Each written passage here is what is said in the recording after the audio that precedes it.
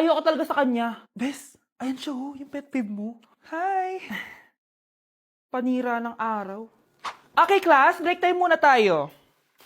Hala, naiwan kay bakit kong pagkain. Scarlett to, may sobra pa ako. Baka gutom ka na. Talaga? Bibigyan mo ko? Oo, ano ka ba? Gusto ko maging close tayo. Parang bumabait tong pet peeve ko ah. Hala, may quiz pala tayo. Bes, sabay tayo mag-review mamaya, ha? Naku, sorry, Bes. Kakain kasi kami ng jowa ko mamaya. Di mo ba kaya mag-isa? Ano ba yan? Ako na lang, sabay tayo mag-review. Tsaka, may reviewer din ako dito, oh. Ayan na naman siya.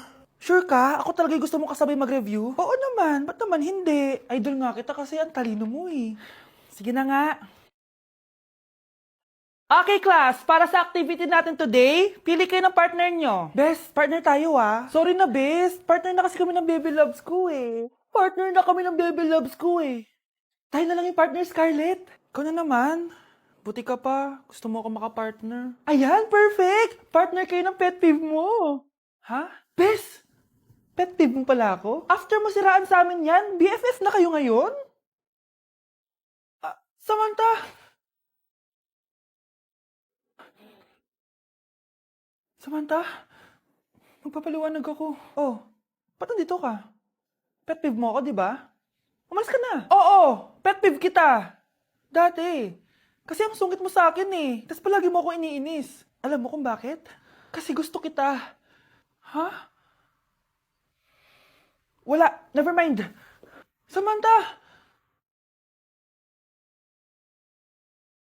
Gusto mo ba talaga ako makilala, Scarlett? Oo, dahil hindi ako matatahimik. Magkita tayo malapit sa puno ng mangga. Ako ikaw, Scarlett. Galing ako sa future. Paano? Paano nangyari yun? Basta, Scarlett, ayusin mo yung mga desisyon mo sa buhay, ha? Sige na, baka mahuli pa ako ng mga humahabol sa akin. Sandali! Sino humahabol sa'yo? Sino ba yung humahabol sa kanya? May mangyayari ba masama bukas? Bakit di pa siya tumatawag sa akin? Nay, si Biana po, pumasok sa school? Gumala daw kasama yung mga kaibigan niya. May tumatawag? Hello? Si Scarlett po ba to? Kaibigan po to ni Brianna. Nakidnap po siya kanina. Hindi ko po alam anong gagawin. Tulungan niyo po kami. Sinakay po siya sa van. Nay! Si Brianna! Nakidnap! Diyos ko! Anong gagawin natin, anak? Bakit tayo mo sumagot? Sabihin mo sa akin anong gagawin ko. Nay! Nay! Saan pumunta si nanay? Scarlett, dyan ka lang ha. Pupuntahan ko yung mga kidnapper. Napakadelikado naman ang ginagawa mo, Nay! Diyos ko, anong gagawin ko? Hello? Buti naman tumawag ka na. Alam mo, kasalanan mo lahat to eh. Kung pinaalam mo sana na makikidnap si Brianna, hindi sana pinigilan ko siya. Scarlett, may malaki tayong problema.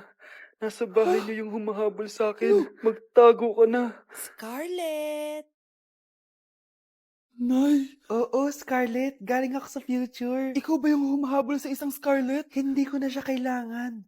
Ikaw ang solusyon. Solusyon saan? Dahil sa paulit-ulit na pagbabalik niyo sa nakaraan, lalong lumalala ang sitwasyon namin. Ha? Hindi ko maintindihan. Kailangan mo na mamatay! Matagal na dapat kaming patay ni Brianna. Pilit mong binabalikan na nakaraan. Kaya ikaw ang papatayin ko. Nay! Panaginip lang pala lahat yun. Oo anak, okay ka lang? Si ate kasi panay puyat kaya ganyan siya. Nay, Brianna, buhay kayo? Oo ate, buhay kami. Anak, sumama ka na sa amin. Sumama ka sa akin. Nay, ito pala yung manliligaw number 1 ko. Approve ba sa'yo? Hello po, tita. So, ikaw pala yung manliligaw ni Scarlett?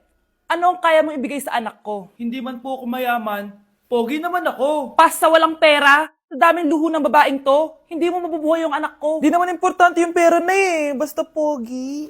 Next! Mukhang pera to oh. Hi, tita. So, anong kaya mong ibigay sa anak ko? CEO yung tatay ko. Meron po kaming sports car, tapos malaki po yung bahay namin.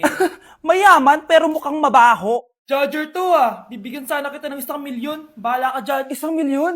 Hoy, babalik ka dito! Nay, puro ka next. Gustong-gusto ko na magka-jowa. Siyempre, gusto ko yung perfect na lalaki para sa'yo, anak. Hello po, tita. Oh, anong kaya mo ibigay sa anak ko? Hindi po ako mayaman, tita. At hindi rin po ako sobrang gwapo. Pero malinis po ako sa katawan. At marunong din po ako maglinis ng bahay at ng mga plato. Wow! Ganito yung gusto ko lalaki para sa'yo, anak. Kaya etong award-winning Wise Cleaner ang gamit ko. Kasi ito ang the best dishwashing liquid kit. Tara, samahan niyo ako gumawa ng dishwashing liquid. Nabili ko nga pala tong kit na to for only 250 pesos at ito yung mga laman niya. Siyempre, importanteng basahin niyo muna yung instructions. At ayun na nga, nag-umpisa na tayo. Naglagay lang ako ng 14 liters sa timba namin. At ang unang nilagay ko ay itong bubble booster. Susunod ay nilagay ko na rin yung surfactant. So kailangan paikot niyo tong ilagay. O diba, para ka lang nagluluto. Nag-set lang ako ng timer for 20 minutes para hintayin matunaw lahat ng ingredient. Pagkatapos nun ay haluin niyo na mabuti at ilagay niyo na yung premix bottle. So ito pala nabili ko ay calamansi flavor. At ito na yung magiging kulay ng dishwashing liquid natin. Nilagay ko na rin pala yung thickener para maging malapot na yung dishwashing liquid natin. Pero dahan-dahan lang guys ha. At ayun, tinakpan ko na at babalikan natin for 24 hours. So mukhang okay na at bumili din ako ng mga bote. Dito ko ilalagay yung mga dishwashing liquid. Naisip ko lang na perfect pala to maging business. Kasi madali lang gawin at madami ka rin magagawa. Nagprint lang ako ng mga stickers at ayan, pwede na natin siyang ibenta guys. Kung ako tatanungin nyo, super worth it nitong Wise Cleaner. Perfect! Anak, pakasalan mo na to. Sige. Pwedeng kiss the bride na agad. Dapat may 5 apo na ako bukas ha. Baawa ka naman sa kifi ko, Nay. Nasa Japan pa rin ako at titikim tayo ng Japanese convenience store food part 2. Hulaan nyo guys kung nasan ako. Walang-wala na ito sa Pilipinas, promise. Hindi talaga pwedeng wala akong mabili tuwing pupunta ako dito sa Family Mart. Tignan nyo naman, parang lahat gusto mong itry, di ba? Guys, may nakita ako. Parang may ganito ako. Okay pa ba to? Parang panis na. Add to cart. Guys, mukhang masarap to. Oh. Add to cart natin to. Guys, nakita ko kanina daming Japanese na kumakain nito. So, add to cart natin to. Guys, parang masarap din to. Oh, Fami Chiki. Add to cart.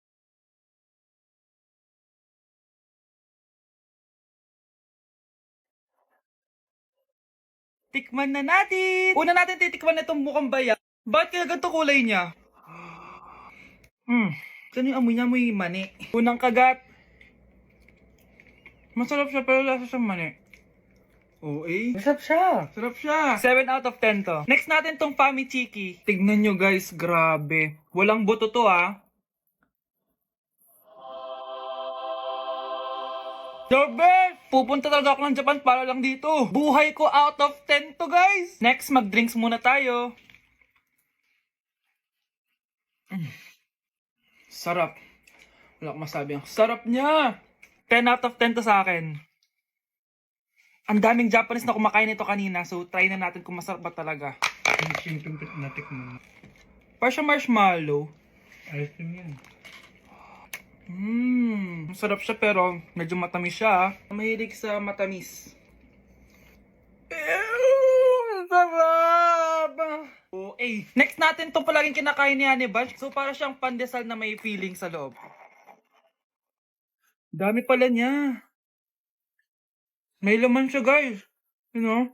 Masarap siya pero wala siyang lasa. O yun naman, magko-comment na naman masarap pero walang lasa eh. I'll give it 7 out of 10. Next natin tong parang mushroom na parang chocolate din. Next natin tong ganito yung itsura niya.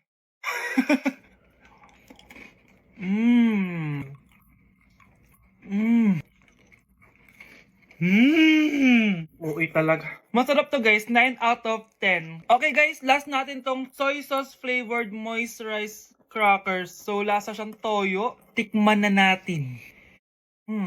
May singit. So, ganito yung itsura niya. May singit. Wag nyo try guys. 1 out of 10 lang to. So, yun lang naman guys, no? Kung gusto nyo ng part 3, mag-comment lang kayo dyan. And malapit na kami umuwi sa Pilipinas. Bye-bye. Huwag nyo ko ikulong! Hindi ako scammer! Itigil nyo na yan! Hindi si nanay ang scammer. Pero nasa bahay na to, ang totoong scammer. Hoy bata, huwag kang mangialam. Wala ka namang ebidensya. Pero nay, alam ko hindi ko yung scammer. Tara na, sumama ka na sa akin. Mga anak, aayusin ko to ha? Babalik din ako, okay? Kung sino man sa inyo yung totoong scammer, umamin na kayo! Nakulong si nanay, di ba? Ate, walang may gustong makulong si nanay. Tsaka bakit kami lang tatlo sinisisi mo? Eh baka ikaw talaga yung totoong scammer. Imbes na magsisihan tayo, magtulungan na lang tayo para kay nanay. Malalaman ko rin ang totoo. Delivery po! Gabi na, may nagde-deliver pa? Kuya, kaninong parcel yan? Kay Susan po ulit. Ha? Saan nangyari yun? Eh, nasa kulungan na si nanay. Aba, ma'am, hindi ko po alam. Taga-deliver lang po ako eh. Sige na po. Oh, nasa gitna yung kalaban ha? Hoy, ayusin mo na itong mga damit mo. Ilagay mo muna dyan sa kama. Oh, ayun na! Paano naman ito naman ng parcel na to? Nakakainis, talo na naman. Ano ba? Ba't nandito to? Ito ba yung galing sa scam? Sabi ko na nga ba? Ikaw yung scammer! Ate, hindi ako yung scammer. May parcel na dumating at nakapangalan kay nanay. Di ba pang computer to? Eh, ikaw lang naman mahilig mag-computer dito eh. Ano na namang scam ang ginawa mo?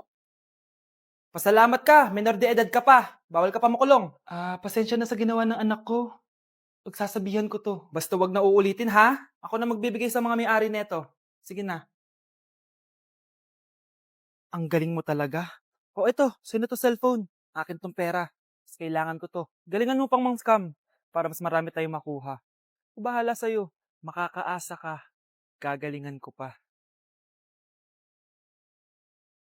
Delivery po. Anong delivery? Parang wala naman ako in-order, kuya. Eh, nakasulat po dito, Susan. Kayo po ba yun, ma'am? Oo. Sige, baka nakalimutan ko lang. Nay, ano po yan? Cellphone? Di ba mahal to? Opo, Nay. Paano ka nakabili niyan? Siguro nanalo ng raffle si nanay. Nay? Oo, anak. Bakit? Nabalitaan niyo na ba, Nay? Uso yung mga scammer ngayon. Totoo ba? Grabe na talaga ngayon, anak. Sabi sa nakita ko, Nay, nang scam daw siya ng mamahaling cellphone gamit ang credit card ng ibang tao. At ito pa yung malalanay. Nang scam daw din siya ng pera. Delivery po. May delivery ata, anak. Delivery po. Ikaw na naman, kuya. Susan po ulit, ma'am. Eh, wala naman nga ako in-order. Eh, wala akong magagawa dyan, ma'am. Sa'yo nakapangalan eh. Sige na po, una na ako. Ano na naman laman neto? Pera? Ito ba yung sinasabi ni Scarlett na galing sa scam? Pero bakit sa akin nakapangalan? Anong gagawin ko dito? Hindi naman ako yung scammer. Nay, may naghahanap po sa inyo sa labas. Anak! Sige, pupunta na ako.